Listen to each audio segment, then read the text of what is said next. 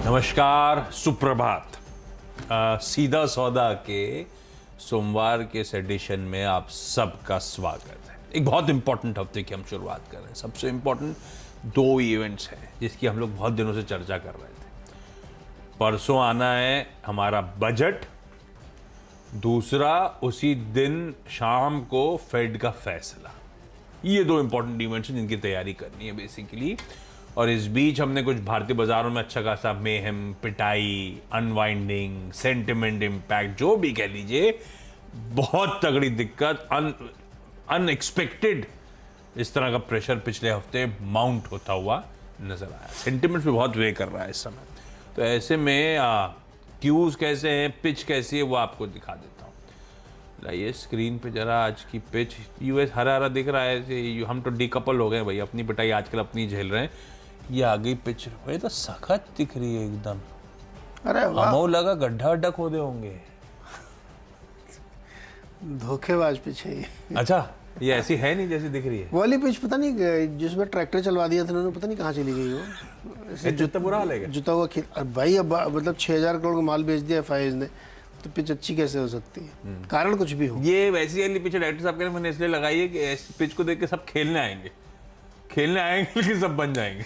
इसीलिए ध्यान रखना। जैसे बारिश जब हो जाती है, खूब बारिश हो गई, उसके बाद जब धूप निकलती कड़ी, ऊपर एकदम पतली सी एक पपड़ी जम जाती, सूखी, पैर रखो नहीं कि काम हो गया। वैसी पिच है ये। तो पिच तो देखो गड़बड़ है, पिच तो अच्छी हो ही नहीं सकती। डोमेस्टिक भी नहीं अच्छी है, इंटरनेशनल मार्केट में भी क्यूज इतने अच्छे नहीं, बहुत हैवी वीक है सब। क्या होगा पता नहीं किसी को। तो ऐसे में मतलब क्या कहें कि एक ब्लैक स्वान होता है, एक ब्लू बर्ड इवेंट होता है। आज ब्लू बर्ड इवेंट हो जाए तो अलग बात है, मतलब ब्लैक स्वान में पता नहीं कब क्या हो जाए, तो अचानक से बहुत नेगेटिव हो जाता है। और ब्लू बर्ड उसका अपोजिट है।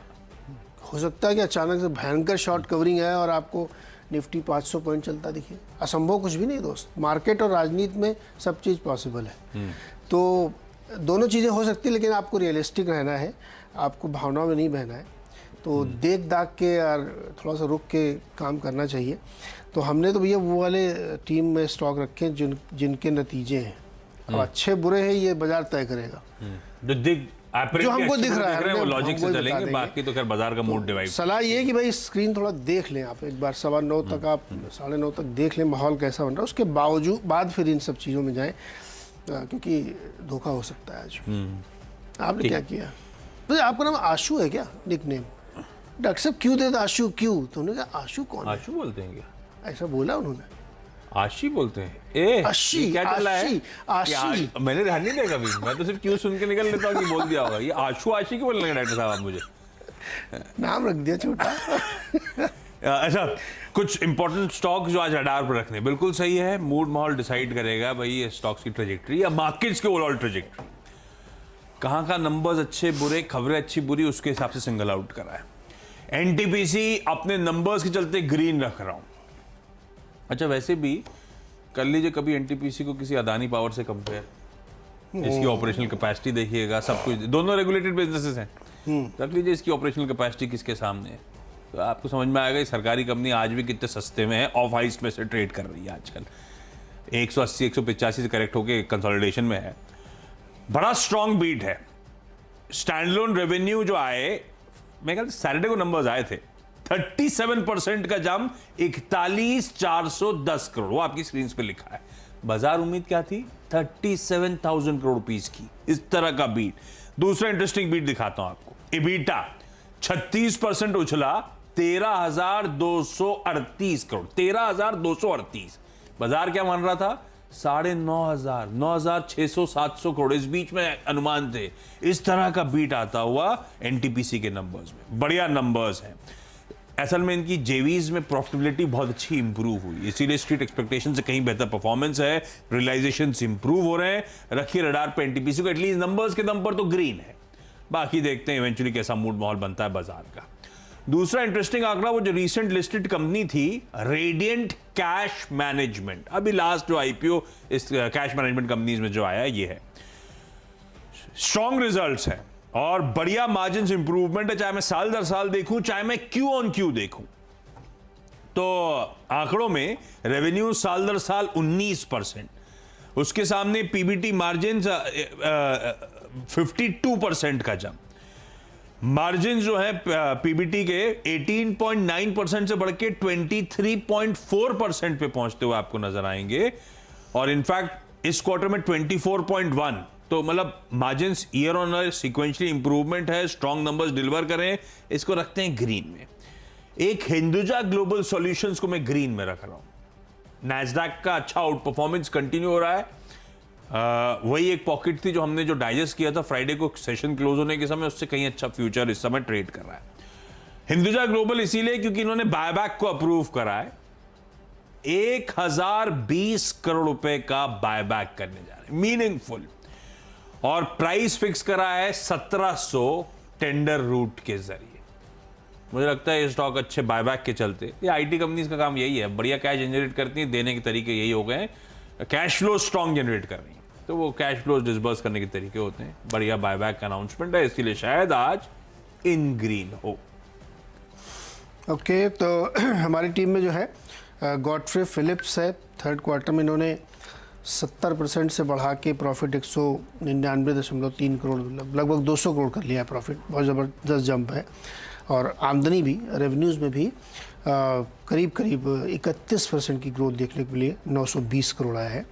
हालांकि मार्जिन इन्होंने करीब 2% घटाए हैं, 24.8 से घट के 22.8 हुए हैं, तो एबिटा लेवल पे करीब 20% की ग्रोथ है। मुझे लगता है थोड़ी सी डिस्काउंटिंग दे सकते हैं कि मार्जिन थोड़ा सा कम हुआ है, लेकिन रेवेन्यू ज़रा काफ़ी बढ़े हुए हैं, तो ग्रीन में रख सकते हैं इसको। आरती ड्रग्स, मुनाफा 37% घट के 36 करोड़, आमदनी सिर्फ 4% बढ़ी 664 करोड़, एबिटा 21% घट के 70 करोड़ पे आ गया है, और मार्जिन 14.2 से घट के 10.6 आ गई है। तो नतीजे थोड़ा सा वीक दिख रहे हैं, इसलिए इसको रेड में रखना चाहिए। ग्लैंड फार्मा, यूएस एफडीए ने इनकी जो है विशाखापट्टनम यूनिट को 23 से 27 जनवरी के बीच में जांच की और 0 ऑब्जर्वेशन पाया, बच गए, तो अच्छी खबर मानी जानी चाहिए। पिटा हुआ भी बहुत, और बहुत पिटाई हुई इनकी, तो एक अच्छी खबर इनको मिली है ऐसी, एपीआई फैसिलिटी है इनके विशाखापट्टनम में, तो इसको ग्रीन में रख सकते हैं। सब विवादों से दूर होकर अभी एक अच्छी खबर है इनके लिए, तो ये 3 स्टॉक है। ऐसे चौथा बताया था इसी टाइप का है पॉलीमेडिक्योर, इसके भी रिजल्ट्स आए हैं ठीक ठाक, रेवेन्यू 24% की ग्रोथ दिखा रहा है, 285 करोड़ आए हैं, एबिटा में अच्छी ग्रोथ है, 52 से बढ़ के 71 करोड़ आ गया है, और मार्जिन भी 22.72 से बढ़ा के 24.93 लिया है। तो क्वार्टर या ईयरली नंबर आप देखेंगे तो ठीक दिख रहे हैं यहाँ पे, तो हो सकता है मार्केट इसको भी लाइक करे। 4 हो गया हमारे भाई। अच्छा, अगला है भाई VRL लॉजिस्टिक्स। हालांकि इसके नंबर्स आ जाने हैं, पर नंबर्स के साथ साथ मैंने इसीलिए मेंशन करा ग्रीन में कि आप रेडा पे रखिएगा। इस कंपनी की आज रिजल्ट्स पे जो बोर्ड मीट है, उसमें बोर्ड दरअसल बायबैक के प्रपोजल पे भी विचार करने जा रहा है। करेक्ट हुआ है मार्केट के मेहम में, देखते हैं अगर मार्केट का मूड ठीक भी रहा तो शायद इन ग्रीन नजर आए। ट्यूब इन्वेस्टमेंट्स, बढ़िया पेडिग्री, बढ़िया कंपनी, ये भी अच्छी खासी करेक्ट हो रही है, तो अब अच्छी कंपनी को मेंशन करने का एक वो मौका मिला। ये ध्यान रखिएगा, फ्राइडे को जब मार्केट करेक्ट हो रहा था, इसमें अच्छे मूव्स बनने शुरू हुए, तो आज कितना और कंटिन्यू करेंगे ये क्वेश्चन मार्क। इसका जो आर्म है, जो क्लीन मोबिलिटी का, TI नाम से, TI क्लीन मोबिलिटी, वो बचा हुआ सेलेस्टियल ई मोबिलिटी का स्टेक जो 30% है वो एक्वायर कर रहा है, 100% हो जाएगा, होली ओन सब्सिडरी बन जाएगी, और ये बेसिकली अपने इलेक्ट्रिक ऑटो के बिजनेस के फुटप्रिंट्स धीरे धीरे बढ़ा रहे हैं। ये TI क्लीन मोबिलिटी में धीरे धीरे सारे बिजनेसेस को लाया जा रहा है और उसमें पकड़ मजबूत करी जा रही है। जिस धंधे को एक्वायर करा जा रहा है, सेलेस्टियल, इसको पहले भी मेंशन कर चुका हूँ, इस देश का पहला इलेक्ट्रिक ट्रैक्टर, टॉय जैसे दिखता है वैसे मैंने इसकी इमेजेस देखी, खिलौना लगता है लिटरली, पर खैर उस स्पेस में ये फर्स्ट मूवर एडवांटेज लेना चाहते हैं और एग्रेसिव हो रहे हैं उस स्पेस में। डिक्सन टेक्नोलॉजीज ग्रीन रखा है, हालांकि ये आपने मीम्स देखे होंगे, बाजार के लिए डिक्सन पे एकदम सटीक बैठते हैं। वो एक बार ऐसी बनी फ्राइडे की, ऐसा लग रहा था जमीन के नीचे, वो टेबल के नीचे बाहर चले गए, एक्सपेक्ट नहीं करा था। 19% डिक्सन टूटा, बहुत तगड़ा प्रेशर बना है, 2700 पे आके खड़ा हो गया डिक्सन टेक्नोलॉजीज। हाँ, कुछ पेन था, पर इस तरह का सीरियस इंपैक्ट आया स्टॉक पे, थोड़ा सा चौंकाने वाला है, तो जरा वॉच आउट करिएगा, बहुत सीरियस अनवाइंडिंग में। अनवाइंडिंग का रीजन था कि रिजल्ट्स पे रिएक्शन था। रिजल्ट्स पे दिक्कत क्या थी, रेवेन्यूज ने एस्टिमेट्स को मीटअप नहीं करा और कंपनी अपनी गाइडेंस को रिड्यूस करा। गाइडेंस रिड्यूस ये कहा है कि मोबाइल बिजनेस को लेकर थोड़ा सा ट्रैक्शन लूज आउट हुआ था, इसीलिए हम गाइडेंस रिड्यूस कर रहे हैं। हाँ, स्ट्रीट के लिए शॉकर ये था क्योंकि बीच क्वार्टर में आके मैनेजमेंट ने नेटवर्क से बातचीत जब करी थी तब कॉन्फिडेंट थे और एकदम से एक महीने डाउन द लाइन सारी तस्वीर बदल गई, तो शॉकर था स्ट्रीट के लिए। पर फिर भी ये देखिए क्या बार बना है फ्राइडे का, तो अभी वॉच आउट करिएगा, जिससे वॉच आउट करने के लिए। लेकिन मैं मेंशन इसलिए कर रहा हूँ ग्रीन में, ये बिजनेस तो तगड़ा है, कॉन्ट्रैक्ट मैन्युफैक्चरिंग की स्पेस का लीडर है। शॉकर था फ्राइडे का रिएक्शन, होपिंग कुछ सैनिटी लौटे। पर इस कंपनी ने खबर ये डाली है कि इन्होंने एक जॉइंट वेंचर फॉर्म करा है मेगा अलायंस होल्डिंग के साथ। मेगा अलायंस होल्डिंग दरअसल मैं पढ़ा था टीनो ग्रुप का हिस्सा है। टीनो ग्रुप जो है चाइना का वन ऑफ द लार्जेस्ट, वो क्या कहते हैं, ओडीएम मैन्युफैक्चरर है, डिजाइन ओरिजिनल डिजाइन मैन्युफैक्चरर है मोबाइल फोन्स का, उसके साथ करार हुआ है। ये जेवी यहाँ पे हुई है, तो ये वो प्रोडक्ट बनाएंगे। है इंटरेस्टिंग, और मुझे लग रहा है ऐसा टाइमली कुछ होता है, रिलीज रखी रहती है, जब आए तब दे दें। मुसीबत आई एकदम टाइम पर, पता नहीं साइन करी नहीं करी होगी बट ऑब्वियसली तो एकदम टाइमली आया है। पर इन ग्रीन लेके जा रहा हूँ एक ऐसा स्टॉक जो फ्राइडे का टॉक ऑफ द टाउन था अदानी ग्रुप के अलावा, तो थोड़ा सा कॉशियस रहिएगा।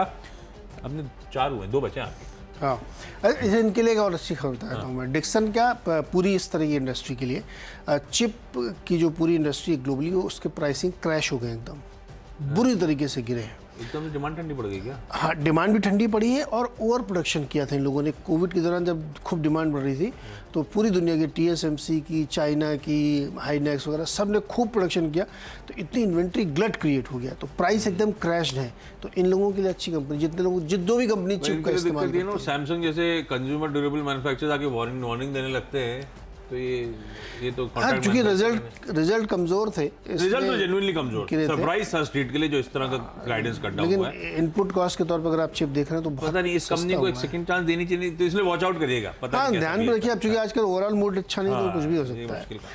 डेटा पैटर्न्स 5वां स्टॉक है और ये अच्छे जिससे रिजल्ट दिए हैं और ग्रीन में ट्रेड होना चाहिए। और मुझे लगता है कि चूंकि डिफेंस से रिलेटेड काम ये करते हैं तो नंबर के काफ़ी बढ़िया। कैसे नंबर बढ़िया हैं? एबिटा 194% बढ़ा है, 16 से 47 करोड़ हो गया। रेवेन्यू 150% बढ़ के 112 करोड़ हो गया है। मार्जिन 36 से बढ़ के 42% हो गए हैं और मुनाफा 9 से बढ़ के 33 करोड़ हो गया, 250%। मतलब गजब के नंबर पेश किए इन्होंने। और ऑर्डर बुक भी इनकी ठीक ठाक हो गई है, करीब उनको हो सकता है कि 124-25 करोड़ का ऑर्डर और Q4 मिले, लगभग 900 करोड़ की ऑर्डर बुक है। नंबर ठीक है, हो सकता है मार्केट इसको अच्छा पसंद करे, और फ्राइडे को 2% गिरा था तो फ़ायदा हो सकता है। गो फैशंस, ये गो कलर्स के नाम से आपने बहुत सारे इनके स्टोर्स देखे होंगे, लेगिंग्स वगैरह बनाते हैं लड़कियों के लिए। इनके स्टोर देख के बहुत अच्छा लगता है, रंग बिरंगे यार, वो एकदम ऐसा लगता ना कि एक कलर बार रखा हो, है ना? कलर बार रखा हुआ है। जो उनका स्टोर मैनेजर होगा ना, बहुत इंटेलिजेंट आदमी हो, वो हर एक शेड को ऐसे सेट करता है ना कि आपको कहीं लगेगा नहीं कि नीले के बाद पीला आ गया एकदम से। नीले के 20 शेड बदलते रहते हैं और ब्यूटीफुल, मतलब कलर है और वाइट बैकग्राउंड है पूरा, चमकते हैं। स्टोर बड़ा सुंदर है, लेकिन नंबर भी सुंदर दिए इन्होंने। रेवेन्यू में 24% की ग्रोथ दिखाई इन्होंने। प्रॉफिट मार्जिन हालांकि आधा 1% कम हुआ है, लेकिन ठीक ठाक है। नेट मार्जिन भी इनकी थोड़ी सी कमज़ोरी है, लेकिन मुनाफा बढ़ा रखा है इन्होंने। तो मैं इसको इसलिए ले रहा हूँ क्योंकि नंबर ऐसे एक्सपेक्टेड भी थे इस दौर में, लेकिन फिर भी इन्होंने मेंटेन किया अपने मार्केट को, रेवेन्यू वगैरह बढ़ा के रखा है। तो मुझे लगता है कि हो सकता है मार्केट को पसंद आए गो फैशन को। चलिए 6 हो गए, फटाफट एक छोटा सा ब्रेक, लौट के आगे अगले 4 स्टॉक्स। स्वागत है एक बार फिर से आपका। और अगले जो 4 स्टॉक्स हैं उसमें SBI और केनरा बैंक, 2 को हमने रेड में रखा है, क्योंकि दबाव है मार्केट में बहुत ज़्यादा और बैंकिंग में सबसे ज़्यादा प्रेशर देखने को मिल रहा है। तो मुझे लगता है कि इस पर थोड़ा सा दोनों स्टॉक पे प्रेशर अभी भी कंटिन्यू हो सकता है। अगले 2 स्टॉक में है, एक तो DLF, और DLF इसलिए क्योंकि ब्रोकरेज रिपोर्ट्स आई हैं 2, और दोनों ही जैसे मॉर्गन स्टैनली 417 का टारगेट दे रहे हैं और CLSA 470 का टारगेट दे रहे हैं। दोनों ब्रोकरेज काफ़ी बुलिश है DLF में, और उनको लगता है कि NCR जो मार्केट है, नेशनल कैपिटल रीजन, वहाँ पे डिमांड लगातार बढ़ रही है। और ये बात सही भी है कि वहाँ पे 30% प्राइस राइज हुआ है लास्ट ईयर में, मतलब कैलेंडर ईयर 2022 में। तो पूरा पहली बार सरप्राइजिंगली पूरे भारत में NCR मार्केट ने गजब किया है। तो वो प्री ऑर्डर एक दिन में ऐसा बहुत कार्मेलिया कुछ करके एक प्रोजेक्ट था जो एक ही दिन में बिक गया पूरा। मुंबई पस पड़ गया, दिल्ली चमक रहा है। एक्चुअली तो डीएलएफ को ध्यान रख सकते हैं। और 10वां स्टॉक है अल्ट्राटेक सीमेंट। इसमें भी सीएससी की रिपोर्ट आई, 7800 का टारगेट दिया। उनका मानना है कि एबिटा पैटर्न इनको राइज होगा, बावजूद इसके कि बहुत सबड्यूड सी डिमांड रहेगी, उसके बावजूद इनको लगता है कि इम्प्रूवमेंट होगा, प्राइस थोड़ा थोड़ा ज़रूर बढ़ेंगे। तो अल्ट्राटेक पर ध्यान दे सकते वो हैं। जगह पैसा यहाँ जा रहा है। अब भैया देखो, ये रिपोर्ट में नहीं लिखे बोले, लेकिन एक नीत्से नाम के एक पॉलिटिकल साइंटिस्ट थे। उनका कहना था कि दुनिया में दुख और सुख की मात्रा बराबर है। बर्नौली की थ्योरम लग जाती है यहाँ पे। पानी जैसा ना, जिधर करोगे तो उधर चला जाएगा, तो वो इधर से उधर होता रहता है। अच्छा, लाल वाले कुछ स्टॉक्स ले, सब ग्रीन रखे थे पहले, बैलेंस आउट करने की जरूरत है ऐसे बाजार में। भारत इलेक्ट्रॉनिक्स नंबर्स मेरे लिए operationally disappointment. Margin, otherwise revenues तो जो स्ट्रीट एक्सपेक्ट कर रहा था, म्यूटेड थे 12% साल दर साल उछाल, पर ये एक्सपेक्टेशन थी। मार्जिन दरअसल एक्सपेक्टेशन से कहीं ज्यादा कॉन्ट्रैक्ट कर गए, ऑलमोस्ट 200 बेसिस पॉइंट्स के आसपास मार्जिन का कॉन्ट्रैक्शन है। इसीलिए थोड़ा सा जो ठंडे ऑपरेशनल परफॉर्मेंस चलते इसको रेड रख रहा हूं। काजरिया सिरामिक्स को मैं रेड लेके चल रहा हूं, क्योंकि ऑपरेशनली इसके नंबर्स काफी वीक हैं। आय जब 2%, आय भी सिर्फ 2% बढ़ी है, ध्यान रखिए साल दर साल, उसके सामने EBITDA 28% गिर गया है। मार्जिन इस कंपनी के 17.5 वाले, 17.2 वाले, 12.2, 500 बेसिस पॉइंट्स कॉन्ट्रैक्ट हो गए। इस कमजोर ऑपरेशनल नहीं, ये तो ऊपर से लेकर नीचे तक टॉप लाइन भी उतनी ही म्यूटेड है। मुझे लगता है काजरिया को रेड रखना चाहिए आज, सिर्फ नंबर्स के चलते। उसके बाद दो और स्टॉक्स और दोनों रेड लेके चल रहा हूं। सियाराम सिल्क मिल्स लेकर आइए स्क्रीन पे, अपने परफॉर्मेंस के चलते। सियाराम सिल्क मिल्स के कमजोर नंबर्स, साल दर साल आय 11% गिरी, तिमाही दर तिमाही 21% का दबाव, मार्जिन ऐसे ही कॉन्ट्रैक्ट हो गए। चाहे साल दर साल देखूं, क्यू ऑन क्यू देखें, कॉन्ट्रैक्ट होकर 15% पे मार्जिन आते हुए EBITDA 36% का डिक्लाइन है तिमाही दर तिमाही, 25-25.5% साल दर साल। ये खराब नंबर। सियाराम सिल्क मिल्स को भी मैं रेड लेके चल रहा हूं, और ऐसे ही केयर रेटिंग्स को वीक लेके चल रहा हूं। हालांकि केयर रेटिंग साल दर साल देखेंगे तो फिर भी थोड़ा बहुत ठीक लगे, ठीक नहीं, वो भी कमजोरी होगा, लेकिन क्यू ऑन क्यू तो बहुत ही ज्यादा दिक्कत वाला नंबर है।